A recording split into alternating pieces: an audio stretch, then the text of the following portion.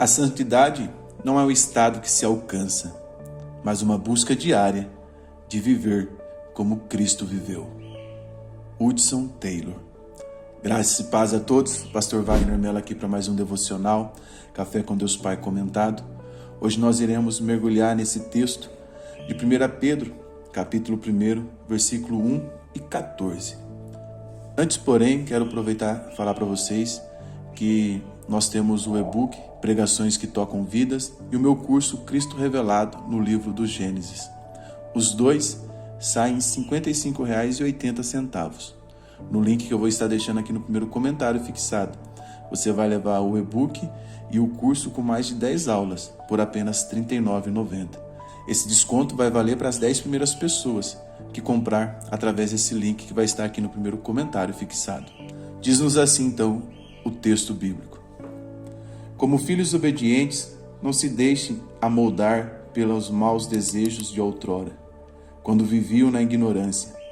Mas assim como é santo aquele que os chamou, sejam santos vocês também, em tudo o que fizerem. Nossa existência é profundamente influenciada pelo contexto em que vivemos. Desde cedo somos moldados não apenas pelo nosso lar, mas também por uma sociedade que nos bombardeia com padrões e opiniões, muitas vezes polarizadas. Diante disso, Pedro nos alerta sobre o perigo de nos conformarmos com os padrões terrenos. O grito de Pedro aqui é sobre uma vida de santidade. Pedro não escreve a um público que está em conforto, mas a uma igreja dispersa e perseguida, de acordo com 1 Pedro 1:1. Mas mesmo assim, Pedro não vai baixar o padrão do chamado cristão. Ele não diz, adapte-se para você poder sobreviver. Ele diz, sejam santos. O contexto da carta exige um tipo de cristianismo que vai além da conveniência. E a base para essa santidade não está no comportamento dos outros, mas no caráter de Deus. John Stott diz que a santidade é a imagem visível da salvação invisível. Isso significa que a transformação que começa dentro precisa aparecer do lado de fora. Quero conversar com vocês então nesse devocional sobre 5 aspectos dessa santidade que Pedro nos ensina. O primeiro aspecto é que essa santidade começa com uma obediência intencional. Observe o que eu estou dizendo, obediência intencional. Você não precisa sentir para obedecer, você já conhece os estatutos. Pedro diz no verso 14 do capítulo 1, como filhos da obediência, não vivam conforme as paixões que vocês tinham anteriormente, quando ainda estavam na ignorância. Pedro aponta que a primeira marca do cristão é ser filho da obediência.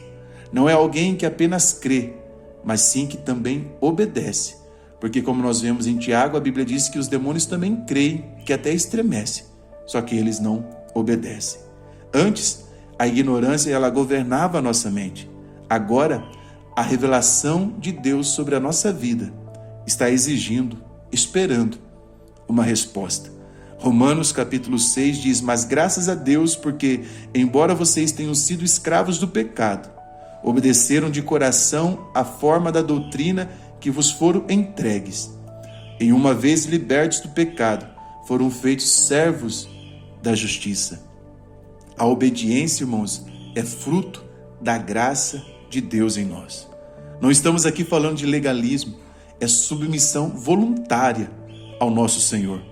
Obediência não é uma barganha com Deus, vou fazer para que Deus faça. Não. É o reflexo da transformação do nosso interior. Spurgeon vai falar que a fé verdadeira sempre se manifesta em obediência, pois sem obediência, a fé é apenas um cadáver religioso. Um segundo aspecto dessa santidade é que a santidade, ela rejeita o modelo antigo de vida.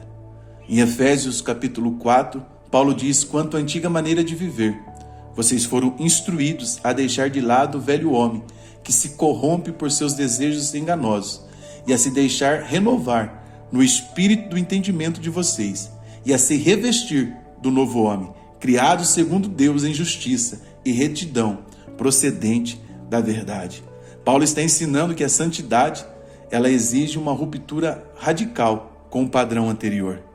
Pedro fala de paixões da ignorância. O que seria isso? São desejos que eram alimentados em nós, sem discernimento algum. Mas Tito disse que a graça de Deus se manifestou salvadora, nos educando, para que, renunciando à impiedade e às paixões mundanas, vivamos no presente século, de maneira sensata, justa e piedosa. A santidade, irmãos, não é um estado perfeito, mas é uma caminhada diária em direção à imagem de Cristo.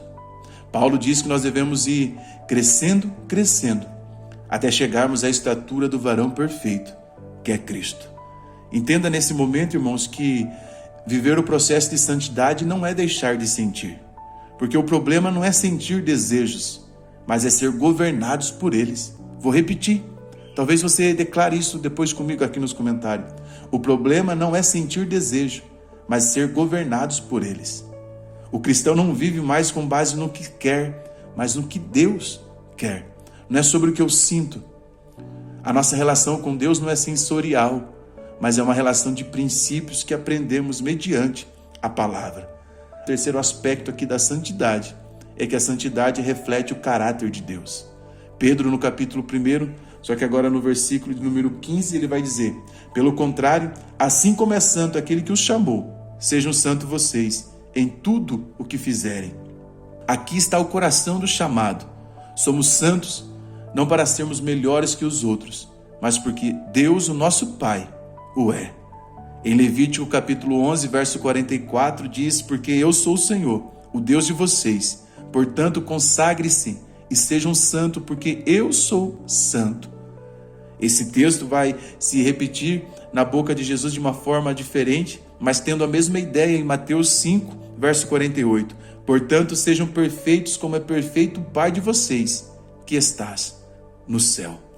A W. Tozer vai dizer para nós que o maior chamado do cristão não é para sucesso, mas a semelhança com Cristo. Santidade é ser diferente porque Deus é santo, Deus é diferente. Antes de continuarmos, só confira se você já é inscrito aqui no canal. Se não for, é só tocar no botão preto logo abaixo e inscrever-se.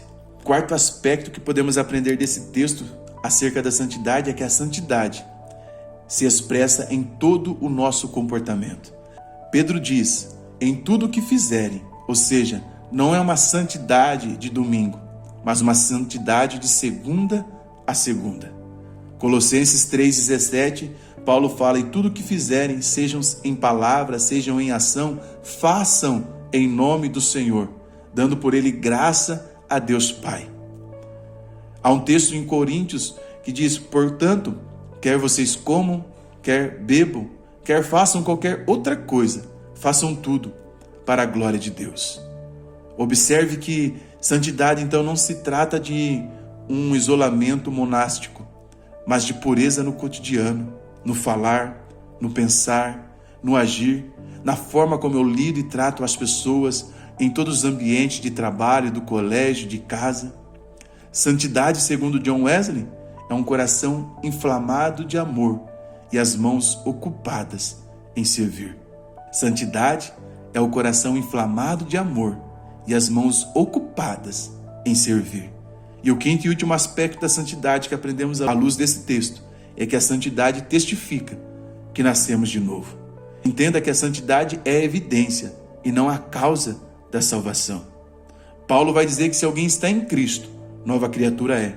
As coisas antigas já se passaram, eis que tudo se fez novo. A conclusão que chegamos é que a santidade é inegociável. Não é para os líderes apenas, mas para todos os filhos da obediência. A santidade, ela começa com a obediência, exige o abandono do velho eu e se reflete no próprio caráter do grande Deus. Se você quiser adquirir os materiais que eu te falei, o link está aqui no primeiro comentário fixado. O e-book, Pregações que Tocam Vidas, e o meu curso completo sobre Cristo revelado no livro do Gênesis, onde eu estudo inúmeras passagens bíblicas de Gênesis que se cumpriram na pessoa de Cristo no Novo Testamento. Eu te espero nesse devocional. Deus abençoe a todos vocês. Forte abraço.